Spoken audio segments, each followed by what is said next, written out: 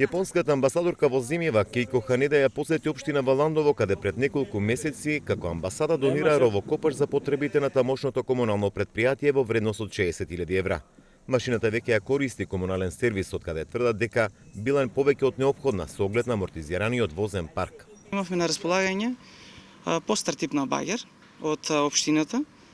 Тој многу често, да знаеме, се расипуваше, значи многу трошци имаме околу негово одржување. Машинава пред се ја користиме за отклонување на водоводни дефекти, канализациони дефекти. Исто така со истава машина вршиме чистење на депонијата што не е сува река, чистиме канали одводни кога имаме проблеми од суводолиците, нанесување на материјал после дождови, исто така чистиме и коловозни ленти.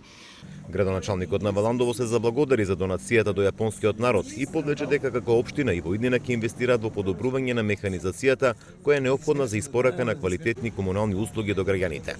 Како што се зголемуваат и обемот на работа на јавното комунално предпријатие, дека ќе успеваме и како локална самоуправа и како предпријатие да обезбедуваме дополнителна механизација која што ќе ги подобри услугите кои што ги дава јавното комунално предпријатие, бидејќи да не заборавиме, општина Валандово е општина со околу 19 живи населени места за кои што се грижи и општината и јавното комунално предпријатие.